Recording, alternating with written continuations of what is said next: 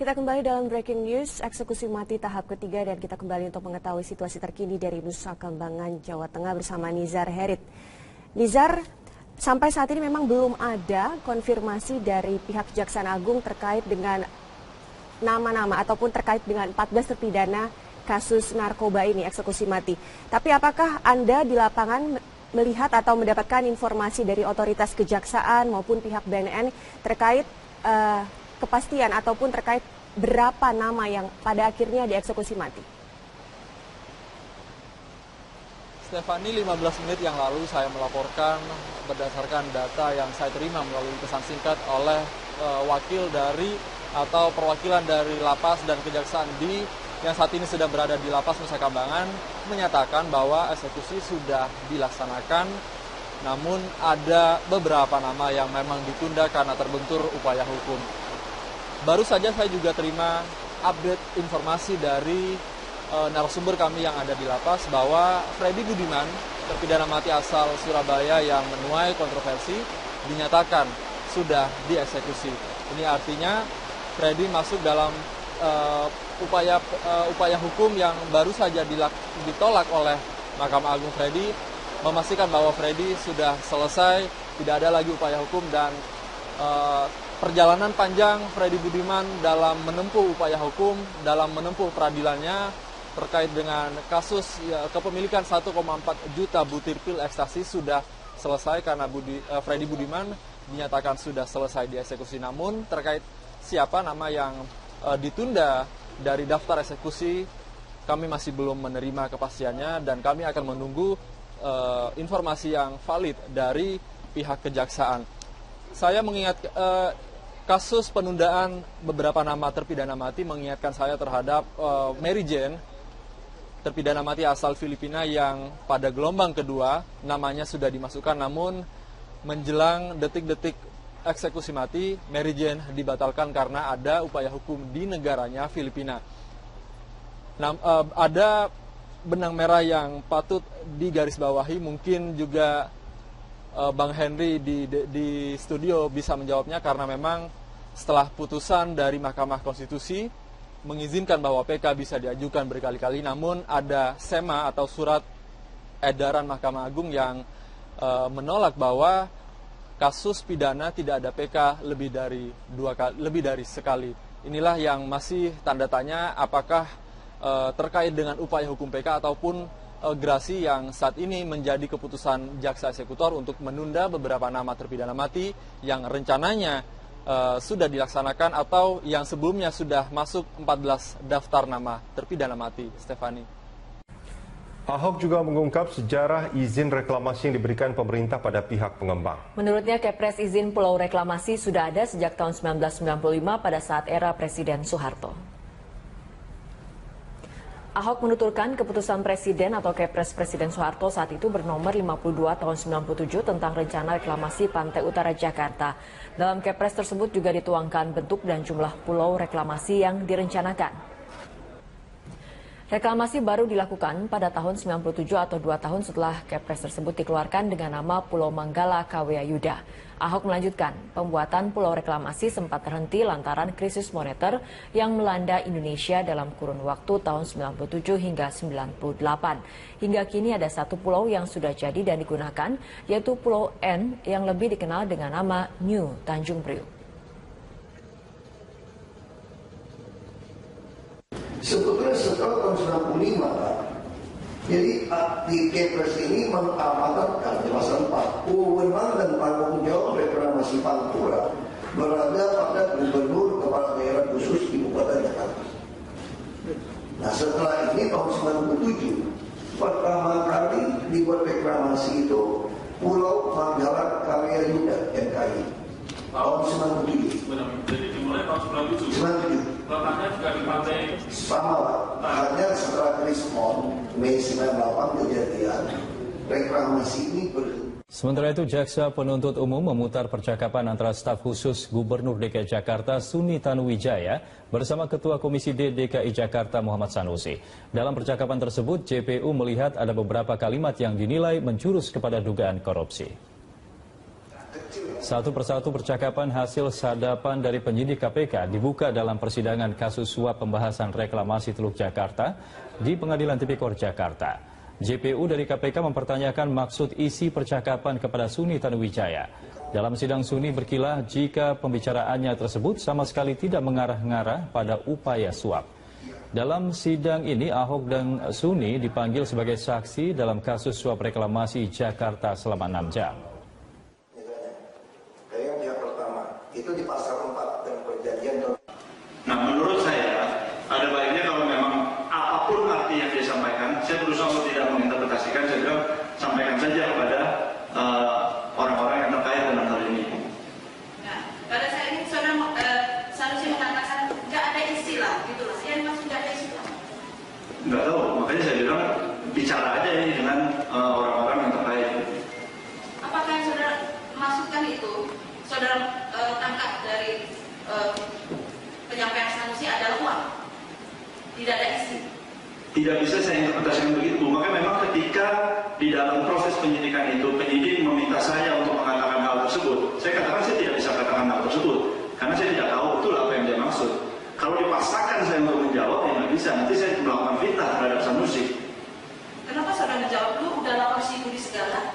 Karena ini memang terkait dengan para stakeholdersnya. Stakeholdersnya kan tentu salah satunya adalah para pengusaha itu. Dia sampaikan aja kepada mereka kalau memang ada hal-hal yang memang menjadi concern gitu. Karena kan dari awal yang dia sampaikan adalah terkait dengan Central Park dan Harpo. Jadi memang apa yang dia sampaikan itu pasti terkait dengan para pengembang ini. Jadi silakan aja saya sampaikan kepada. Terima kasih Anda masih bersama kami dalam Jurnal Pagi. Pemirsa, DPP PDI Perjuangan mengerucutkan calon gubernur DKI Jakarta dari 27 menjadi 6 nama. Namun DPP PDI Perjuangan belum mau mengungkap siapa saja nama 6 calon cagup DKI Jakarta itu. Menurut Sekjen PDI Perjuangan Hasto Kristianto, ke-6 nama calon akan diserahkan terlebih dahulu kepada Ketua Umum PDIP Megawati Soekarno Putri pada 25 Juli 2016. Menurut Hasto, ada kemungkinan PDIP mengusung Ahok atau Risma. Karena salah satu pertimbangan PDIP adalah Gubernur DKI harus memiliki kedekatan dengan Presiden Jokowi. Selain itu, PDIP mempertimbangkan beberapa hal dalam penentuan calon, yakni kemampuan intelektual dan kemampuan manajerial, serta kepemimpinan dan integritas calon.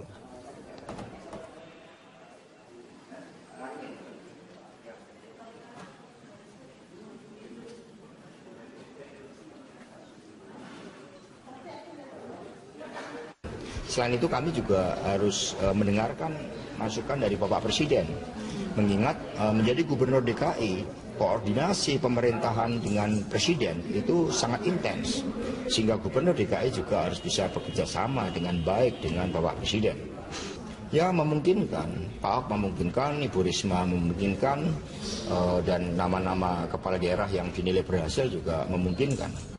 Gubernur DKI Jakarta Basuki Cahayapurnama menegaskan masih menunggu kepastian dari teman Ahok terkait dengan jalur menuju Pilkada DKI Jakarta. Hingga kini Basuki Cahayapurnama belum menentukan pilihan apakah ia akan menerima pinangan parpol atau tetap memilih jalur independen. Sementara teman Ahok sendiri telah melakukan lobi-lobi, termasuk diantaranya dengan parpol pendukung Ahok. Rencananya teman Ahok akan mengadakan halal bihalal bersama dengan 3 partai pendukung, di antaranya Hanura, Nasdem, dan Golkar dalam beberapa hari ke depan. Ahok sendiri menegaskan dirinya ingin maju lewat jalur independen, meskipun pada akhirnya Ahok tetap menunggu keputusan dari teman Ahok yang selama ini telah berjuang mengumpulkan 1 juta KTP. Kita semalam kita udah ngobrol. Jadi gimana Pak? Ya mereka mau berembuk lagi dengan parpol, nanti mungkin mau halal bihalal bareng, mereka dalam waktu dekat akan buat halal bihalal. Iya kan memang saya kan bilang mau independen kalau memang mau gini. Tapi kalau mereka putusinnya sama parpol beda, kamu tanya sama mereka, aku ikut aja. Aku pusing kayak gitu, aku mau pusing lah, yang penting kerja aja. Persidangan terdakwa Presiden Direktur PT Agung Podomoro Land, Arisman Wijaya, hari ini beragendakan mendengarkan keterangan saksi-saksi. Salah satunya adalah mendengarkan saksi M. Sanusi. Dan untuk mengetahui kondisi terkini di Pengadilan Tipikor, kita bergabung bersama reporter Riyad Nur Hidayat dan juru kamera Ganda Monte. Riyad, bagaimana motif Arisman menyuap tersangka Sanusi? Ya, baik Valerina Daniel, adapun motif dari Arisman Wijaya yang memberikan uang kepada M. Sanusi adalah keinginan dari M. Sanusi yang ingin menjadi Gubernur DKI Jakarta. Pada saat itu mengatakan bahwa M. Sanusi mengutarakan niatnya untuk menjadi Gubernur DKI Jakarta kepada Arisman Wijaya sebanyak 3 kali dan berharap bahwa Arisman Wijaya dapat membantu proses pencalonan gubernur dari M. Sanusi ini dengan memberikan dukungan baik moral maupun material. Dan hakim juga menanyakan apakah Arisman Wijaya telah memberikan sejumlah uang kepada M. Sanusi, dan Sanusi mengatakan dan mengaku bahwa telah menerima uang dari Arisman Wijaya sebanyak 2 kali dengan jumlah 2 miliar rupiah. Setidaknya di waktu yang berbeda pada hari Senin dan pada hari Kamis di akhir bulan Maret 2016. Dan yang dapat kami kabarkan juga adalah bahwa Arisman mengaku sudah 3 kali mengutarakan niatnya untuk menjadi gubernur, dan akhirnya ini yang menjadi motif bahwa Arisman Wijaya memberikan sejumlah uang kepada M. Sanusi yang juga Ketua Komisi D DKI Jakarta yang membidangi pembangunan, dan mengatakan bahwa niatnya ini untuk bisa memuluskan langkahnya menjadi gubernur DKI Jakarta. Valerina. Ya, Riyad, pada perda yang dibahas bersama pihak eksekutif, pasal apa yang paling banyak menyita waktu?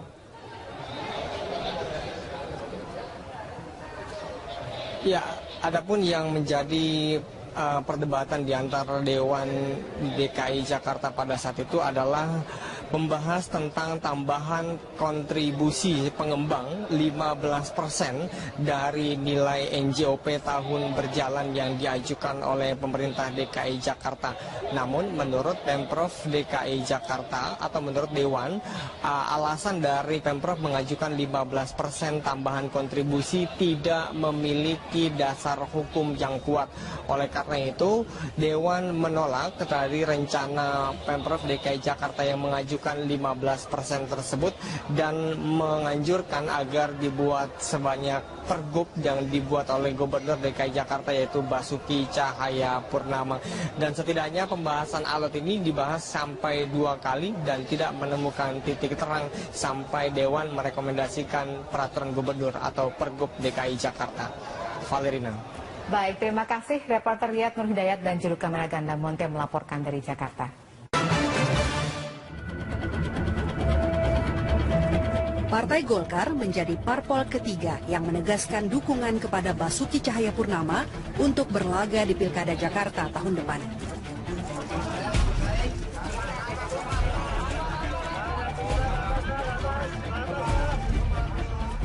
Golkar punya 9 kursi di DPRD Jakarta. Ditambah Nasdem dan Hanura, 3 parpol ini menghimpun 24 kursi DPRD Jakarta. Syarat yang lebih dari cukup bagi Ahok untuk maju lewat jalur partai politik. Sekarang Ahok punya kelonggaran untuk memilih jalur mana. Sebab teman Ahok telah menghimpun 1 juta lembar KTP berisi dukungan untuk Ahok Heru Budi maju lewat jalur independen. Jika memilih lewat jalur independen, Ahok harus melewati verifikasi faktual oleh KPU DKI Jakarta. Jalan yang lebih sulit ketimbang maju lewat jalan parpol. Ulangi, jalan yang lebih sulit ketimbang maju lewat jalur parpol. Ahok tetap nomor 1 di survei. Dalam survei Populi Center yang digelar 10-15 Juni 2016, elektabilitas Ahok mencapai 51,2%, jauh meninggalkan Yusril Iza Mahendra, Sandiaga Uno, Ridwan Kamil atau Tri Risma hari ini. Sejak Januari lalu, Ahok selalu memuncaki survei, mulai dari CSIS, Carta Politika hingga Populi Center. Dengan elektabilitas dan popularitas yang tinggi, Ahok selalu menjadi daya tarik bagi parpol.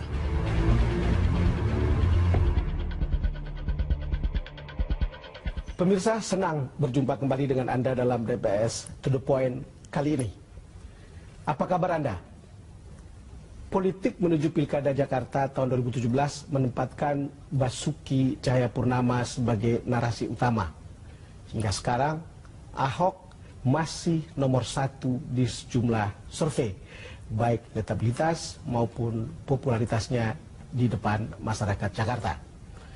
Ahok makin merebut perhatian saat menyatakan maju lewat jalur independen beberapa bulan yang lalu. Dengan ujung tombak teman Ahok, sejuta lembar KTP sudah dikantongi oleh Ahok. Pada saat bersamaan datang pula dukungan dari Partai Golkar, menyusul dukungan dari Nasdem dan Hanura. Ahok sekarang bisa maju lewat jalur parpol karena syarat minimal pencalonan melalui parpol sudah terlampaui. Untuk membahasnya, saya mengundang untuk kedua kalinya pengamat politik atau seorang pollster Yunarto Wijaya yang akrab dipanggil dengan nama Totok, Direktur Eksekutif Carta Politika. Mas Toto, terima kasih sudah datang lagi ke DBS To The Point. Kenapa Anda saya undang kembali? Maksud saya hanya supaya penonton bisa mendapat perspektif baru yang lebih update tentang Ahok. Ya. Dan saya harap mereka akan dapatkan setelah ada pertemuan ini. Saya ingat perbincangan kita saat pertama kali dan saya terkejut ketika Anda bilang Ahok itu masih di dua kaki pada saat itu. Dan sampai sekarang sebetulnya justru lebih mantap ada di dua kaki, bukan? Iya. Iya, saya tidak percaya bahwa kalau kita baca statement-statement yang dimiliki Ahok, bahwa Ahok kemudian bisa dikatakan pertama anti partai. Betul. Yang kedua sudah bisa memastikan jalur independen. Karena menurut saya kalau kita coba baca di bagaimana sejarah Ahok berpolitik, dia orang yang sangat dekat dengan partai, dia orang yang sangat ramah dengan partai. Walaupun lompat-lompat partai. Saya katakan sangat ramah. Dia bisa ramah dengan partai apapun dalam konteks kita harus akui ya dalam langkah taktis untuk menjadi calon kepala daerah. Itu terjadi di Belitung Timur, Bangka Belitung dan juga sekarang di DKI. Gitu. Yang kedua ada pernyataan yang saya ingat sekali ketika Ahok mengatakan ini proses resiko saya ambil. Kalau kemudian dalam proses pengumpulan KTP saya tidak berhasil mencapai sampai bulan Juni, partai-partai terlanjur marah, resikonya saya tidak bisa maju di 2017. Artinya apa? Ahok sebetulnya tidak kemudian anti partai. Ahok bahkan tetap berharap bahwa ada partai-partai yang bisa kemudian mencalonkan dirinya. Entah dalam konteks sebagai plan B apabila pencalonan independen tidak dalam konteks prasyarat, atau justru menjadi plan A. Menjadi plan A, bahwa posisinya sama-sama menjadi plan A antara independen dengan partai, tinggal Ahok memilih yang mana yang terbaik. Dan detik ini, kenapa kemudian seakan-akan mantap lebih di dua kakinya? Karena dua-duanya prasyaratnya sudah terpenuhi. Independen sudah 1 juta, parpol sudah mencapai angka 24 kursi yang sudah memenuhi ambang prasyarat. Mas Toto, coba kita lihat dulu bagaimana statement Ahok, ini soal hubungan dengan partai tadi ketika dia ikut haul di tempat Ibu Megawati di Teguh Umar. Cuma ini doang. Gimana ini zaman Jokowi. Oh gitu. Terus Pak.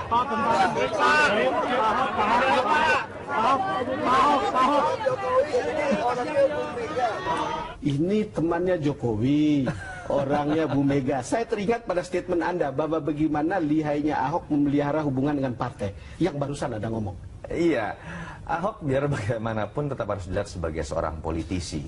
Yang membedakan adalah apa yang dia sudah lakukan sekarang dengan tetap membuka peluang buat jalur independen padahal elektabilitas sangat kuat. Padahal sudah ada sedan mewah yang katakanlah berupa partai yang siap meminang beliau. Tetapi yang ini ditunjukkan kan adalah saya tidak anti partai, tetapi dalam konteks hubungan saya dengan partai, saya sediakan standar yang tinggi. Tanpa mahar, tanpa transaksi jabatan kepala dinas, dan tanpa embel-embel macam-macam yang dianggap sebagai bentuk politik transaksional. Detik ini kita lihat itu sudah tercapai pada titik tertentu. Sehingga kemudian yang tinggal kita lihat adalah Ahok akan memilih. Ya itu dia. Itu saja. Tetapi ketika dia memilih partai pun dia sudah tunjukkan, saya tidak mengemis, saya tidak transaksi, dan apapun yang saya pilih tetap dilihat dari kondisi seperti ini. Kalau kita bicara bargaining politik, tawar-menawar politik, Ahok berada dalam posisi yang sangat seksi, baik maju lewat jalur independen maupun melalui partai, bukan? Kalau lihat itu, kalau kemudian Anda sampai pada satu kesimpulan akhir ketika lihat manuver, berdasarkan manuver yang kemarin-kemarin sampai sekarang, Ahok akan memilih apa? Saya lebih melihat kecenderungan untuk masuk dengan partai. Karena kalau kita sebelum Anda teruskan, saya ingin menekan kecenderungan untuk memilih melalui partai. Betul. Nah, lanjut.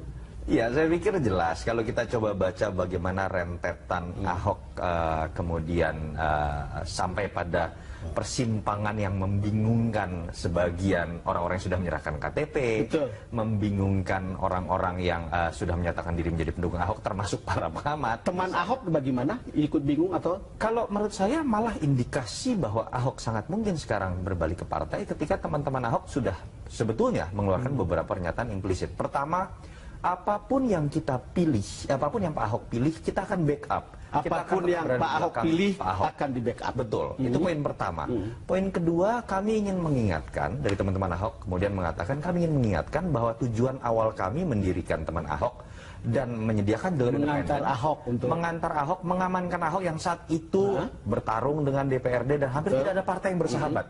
Daripada orang yang baik dan berintegritas ini kemudian tidak bisa maju, kami sediakan kendaraan lain begitu. Jadi dua kalimat implisit ini menurut saya sudah menyiratkan bahwa terbuka ruang yang sangat besar buat Ahok untuk pindah ke partai. Bahkan orang yang sudah bekerja mati-matian untuk 1 juta KTP pun sudah menyatakan silakan Pak Ahok kalau memilih jalur yang Nanti kita akan lanjutkan soal silakan Pak Ahok ini. Tapi saya pernah menginterview Ahok di Balai Kota. Saya kira mungkin juga Anda, mudah-mudahan Anda sudah menonton soal Mercedes-Benz yang disediakan. Ya. Coba kita lihat. Ya sudah, akhirnya saya minta seminggu. Ibu bilang nggak bisa, partai ada mekanisme. Ya sudah Bu, kalau itu izinkan saya ikut anak-anak. Saya sudah bicara sama anak-anak ini ibu saya sudah kasih saya Mercedes-Benz ini untuk keluar kota, S-Class. Sopir lengkap, tinggal tidur sampai. Kalian ngajak saya naik bus, busnya jurusannya mesti ganti-ganti terminal lagi.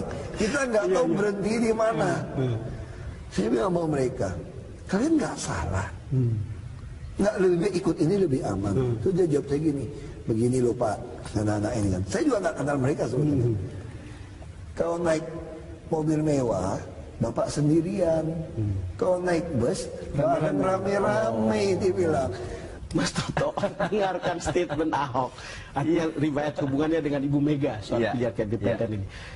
Saya sengaja menampilkan ini untuk memperlihatkan bagaimana hubungan Ahok dengan teman Ahok. Kira-kira akan seperti apa mengatakannya, sehingga no one losing face untuk kemudian bisa menerima ini sebagai sebuah win-win. Yang penting kan Ahok jadi gubernur, bukan? Iya, betul. Akan seperti apa caranya? Menurut saya begini, ketika analoginya adalah Mercedes-Benz dengan kemudian bus umum begitu ya. Kalau Ahok akhirnya menggunakan Mercedes-Benz, pertanyaannya apakah kemudian bus ini akan ditinggalkan terlantar begitu saja? Kan belum tentu tidak. Jangan-jangan dia akan iring-iringan menjadi bagian dari rombongan besar yang di depannya memang menggunakan Mercedes-Benz. Sebelum Anda lanjutkan, saya teringat pada cara Jokowi memperlakukan relawan. Iya, kira-kira mirip. Artinya apa? Kalau kita coba lihat kan bagaimana supir-supir bus tadi, anak-anak muda yang dengan tulus menjadi seorang relawan, mengumpulkan 1 juta KTP kan sudah mengatakan, kita tetap akan membackup. Artinya apa? Kami akan tetap jadi supir bus walaupun Anda menggunakan jalur Mercedes-Benz. Ketika kemudian dikatakan kita bisa menghormati pilihan Pak Ahok walaupun menggunakan jalur partai, artinya mereka akan mengatakan kami akan tetap beramai-ramai dengan Anda Pak Ahok walaupun Anda menggunakan jalur Mercedes di depan kami, tidak dalam satu bus begitu. Itu yang menyebabkan saya kemudian berani berspekulasi dari statement yang sudah dikeluarkan oleh teman Ahok, bukan hanya Ahok ya. Bukan hanya Ahok, bukan hanya Ahok, dari tetapi teman Ahok yang lebih meyakinkan saya bahwa memang kecenderungan ke jalur partai itu sudah lebih terbuka, mengingat supir-supir bus ini sudah menyatakan kesediaannya menjadi pengiring Mercedes-Benz. Mas Toto, sebagai pengamat politik, Anda tahu betul apa arti dari statement ini, kaitan satu statement dengan statement yang lain, lalu dirangkai, lalu sampai pada kesimpulan akan memilih partai tapi tidak meninggalkan teman Ahok. Iya, pertama saya pikir ada situasi baru yang memang akhirnya bisa dipahami. Mungkin oleh teman Ahok, mungkin juga oleh pendukung 1 juta KTP dan pendukung-pendukung Ahok yang lain. Kita harus akui ada aturan baru secara taktis yang membuat verifikasi faktual tidak mudah. Dengan aturan 3 hari itu bisa digugurkan apabila kemudian verifikator mendatangi rumah dan tidak ada orangnya. Itu aturan yang menurut saya tidak masuk akal. Yang kemudian secara teknis bukan tidak mungkin menggagalkan 1 juta KTP yang katakan ini betul-betul ada. Pertanyaannya, kapan timing akan menjadi penentu keputusan dari Ahok ini? Kira-kira kapan itu akan dilakukan? Sebetulnya pertanyaannya yang menarik begini, dengan partai mana Ahok kemudian akan berlabuh? Dengan partai mana kita akan lanjutkan di segmen berikutnya. Kira-kira kapan? Kalau pilihannya dengan partai yang sudah ada sekarang, saya pikir ada Nasdem, itu ada Golkar, ada Hanura. bisa dilakukan kapanpun. Karena tiga partai ini sudah menahbiskan dirinya mendukung apapun keputusan Ahok kapanpun itu diputuskan. Tetapi ketika yang dipilih adalah satu partai masih menunggu PDIP sebetulnya, gitulah mau kita katakan kira-kira. Itu yang menurut saya akan memiliki prasyarat tersendiri. Partai terbesar di DKI ini belum tentu bisa menunggu lama. Mereka butuh konsolidasi juga, dan ada nama-nama lain yang mungkin juga akan ikut memiliki ambisi untuk bisa didorong oleh PDIP. Yang kedua, diperlukan juga kepastian karena akan ada perubahan nama wakil di situ. Ketika kita tahu hampir tidak mungkin PDIP akan memilih Heru, tetapi akan menyorongkan tentu saja nama kadernya dan paling mungkin adalah Jarod. Mas Toto, sangat menarik apa yang Anda katakan. Kita akan lanjutkan setelah jeda berikut. Pemirsa, kami akan segera kembali. Dan mungkin ini juga jadi bahan pemikiran Ahok dengan PDIP. Pemimpin minoritas harus berhadapan-hadapan dengan partai yang biasanya ini dianggap sebagai payung bagi kaum minoritas. Itu betul.